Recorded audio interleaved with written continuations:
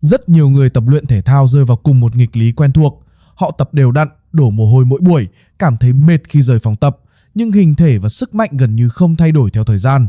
Có người duy trì thói quen tập luyện nhiều năm, nhưng kết quả đạt được không khác mấy so với những tháng đầu tiên. Vấn đề thường không nằm ở việc thiếu quyết tâm. Trong đa số trường hợp, nó cũng không hoàn toàn xuất phát từ chế độ ăn hay thực phẩm bổ sung. Nguyên nhân cốt lõi thường đến từ việc chương trình tập luyện không còn tạo ra đủ kích thích sinh học mới để cơ thể tiếp tục thích nghi. Nói cách khác, một nguyên lý nền tảng của sinh lý học vận động đã bị bỏ qua: Progressive Overload hay quá tải lũy tiến.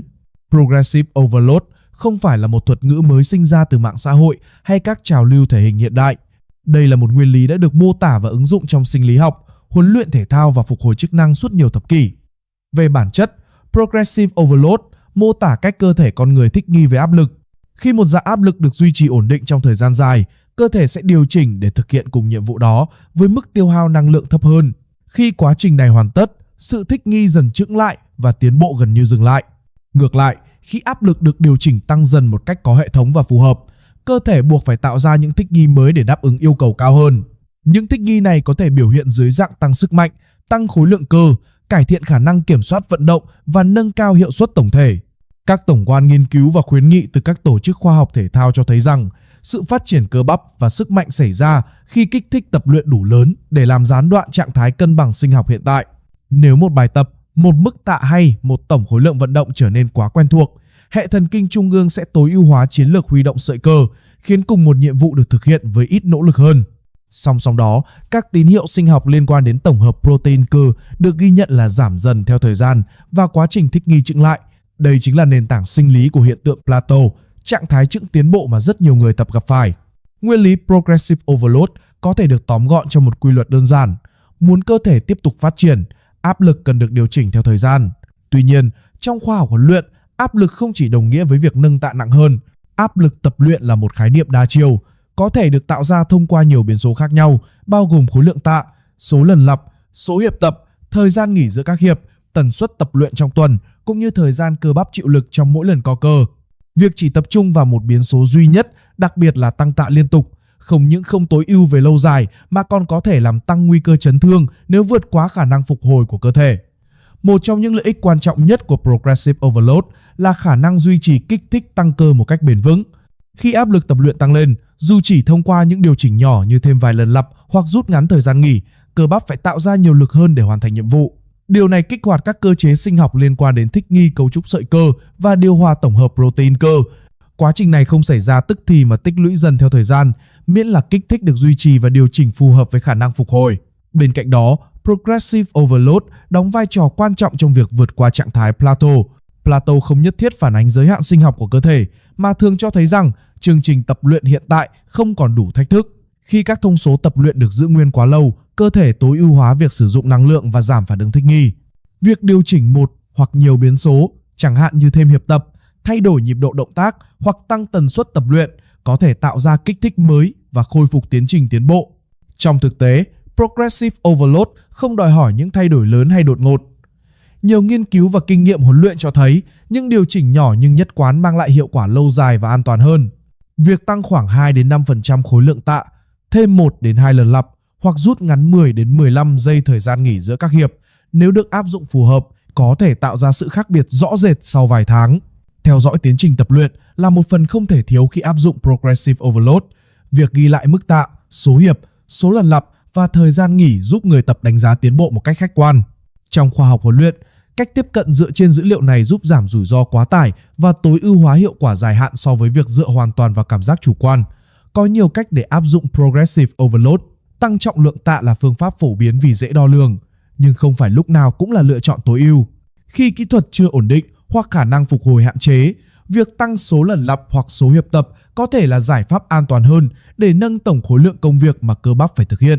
Giảm thời gian nghỉ giữa các hiệp cũng là một hình thức overload hợp lệ. Khi thời gian nghỉ ngắn lại, cơ bắp phải hoạt động trong trạng thái mệt mỏi cao hơn, tạo ra áp lực sinh lý mà không cần tăng tải.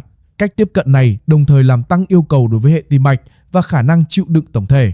Ngoài ra, tăng tần suất tập luyện trong tuần, nếu được phân bổ hợp lý, có thể giúp nâng tổng khối lượng tập mà vẫn duy trì chất lượng từng buổi. Một yếu tố thường bị bỏ qua là thời gian dưới áp lực, time under tension, khoảng thời gian cơ bắp chịu lực trong mỗi lần lặp. Việc kiểm soát nhịp độ động tác, đặc biệt ở pha hạ tạ, có thể kéo dài thời gian chịu lực và tạo kích thích cơ học bổ sung. Trong sinh lý cơ, Time Under Tension được xem là một công cụ hỗ trợ để tạo kích thích, đặc biệt khi được kết hợp hợp lý với tổng khối lượng và cường độ tập luyện, chứ không phải là yếu tố thay thế hoàn toàn cho tải trọng. Khi đã đạt đến một mức độ ổn định nhất định, các kỹ thuật nâng cao như drop set, rest pause hay kiểm soát tempo có thể được sử dụng như công cụ hỗ trợ nhằm tăng áp lực trong những giai đoạn nhất định. Tuy nhiên, những kỹ thuật này không thay thế cho progressive overload mà chỉ đóng vai trò bổ trợ và cần được sử dụng có chọn lọc để tránh làm suy giảm khả năng phục hồi. Thay đổi biến thể bài tập cũng là một cách hợp lý để làm mới kích thích. Việc chuyển sang biến thể khác có thể thay đổi góc tác động lên cơ bắp, cải thiện phối hợp vận động và giảm nguy cơ quá tải lặp đi lặp lại. Nhiều tài liệu huấn luyện gợi ý việc thay đổi biến thể sau một chu kỳ vài tuần, tùy vào mức độ thích nghi, mục tiêu tập luyện và đặc điểm cá nhân. Dù mang lại nhiều lợi ích, progressive overload cần được áp dụng trong giới hạn an toàn. Một nguyên tắc kinh nghiệm thường được nhắc đến là tránh tăng tổng khối lượng tập luyện quá nhanh. Mức tăng khoảng 5 đến 10% trong một giai đoạn ngắn thường được sử dụng như quy tắc kinh nghiệm trong huấn luyện, chứ không phải con số cứng, tùy vào trình độ và khả năng phục hồi. Quan trọng hơn, kỹ thuật tập luyện luôn cần được ưu tiên. Việc hy sinh kỹ thuật để đạt con số cao hơn không chỉ làm giảm hiệu quả mà còn làm tăng nguy cơ tổn thương mô mềm và khớp. Phục hồi là yếu tố then chốt quyết định progressive overload có phát huy tác dụng hay không.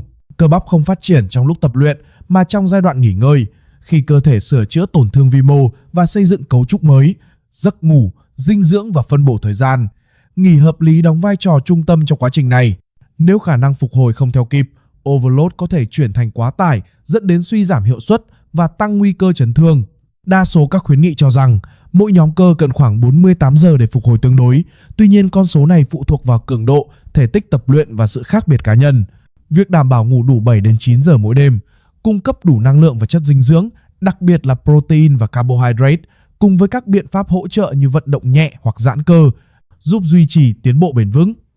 Progressive overload không chỉ dành cho vận động viên hay người tập thể hình chuyên sâu.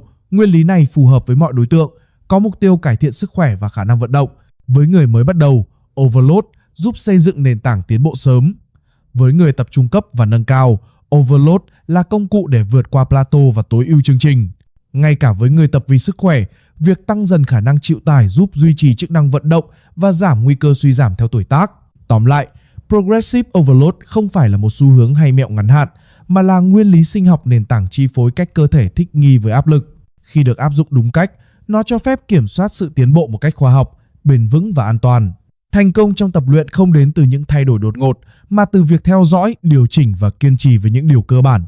Nếu bạn quan tâm đến kiến thức khoa học về tập luyện, hãy đăng ký kênh và bật chuông thông báo để không bỏ lỡ các nội dung tiếp theo.